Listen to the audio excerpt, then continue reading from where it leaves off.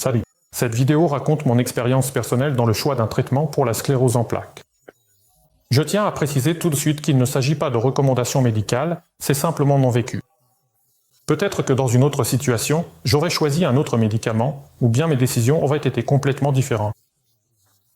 Je vais expliquer ce qui a influencé mon choix, quel médicament j'ai envisagé et pourquoi j'ai finalement opté pour ce traitement en particulier. Après qu'on m'a soulagé de la poussée, la question s'est immédiatement posée: comment poursuivre le traitement? Évidemment, ma première réaction a été d'aller sur Internet et de taper dans Google « Comment traiter la sclérose en plaques ». Tous les résultats étaient, pour le dire gentiment, plutôt pessimistes. Après avoir lu énormément d'articles, aussi bien de patients que de professeurs et de médecins spécialisés dans la sclérose en plaques, une recommandation revenait partout: commencer la thérapie le plus tôt possible. J'ai donc posé la question à l'hôpital et on m'a répondu qu'il n'existait actuellement aucun programme public de traitement de la sclérose en plaques en Ukraine. Oui, je vis actuellement en Ukraine, mais on m'a proposé de participer à une étude avec un médicament expérimental. Après m'être renseigné sur ce médicament, il s'est avéré qu'il était plutôt efficace et qu'il affichait de très bons résultats. Mais, comme toujours, il y avait un mais. La probabilité de recevoir le médicament avec la substance active était de 50%. Autrement dit, j'avais 50% de chances de recevoir un placebo et 50% de chances d'obtenir le vrai médicament.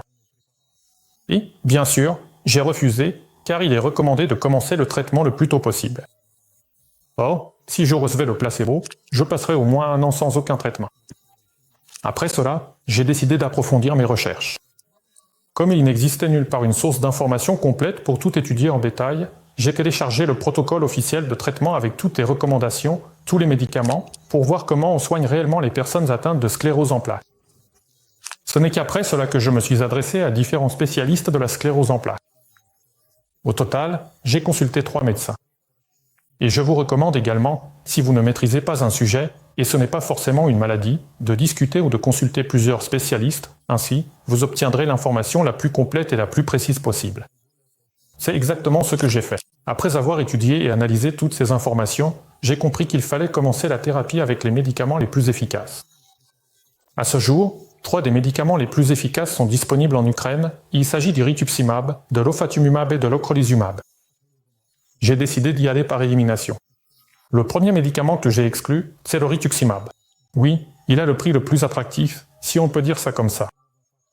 Le coût du traitement avec ce médicament est d'environ 2000 $ par an. Mais à l'époque où j'ai choisi ma thérapie, ce médicament n'était pas encore officiellement approuvé comme traitement de la sclérose en plaques et il contient un anticorps entièrement chimérique.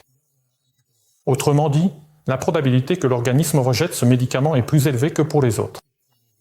En conséquence, je l'ai écarté. Le deuxième médicament que j'ai écarté, c'était l'ocrelizumab.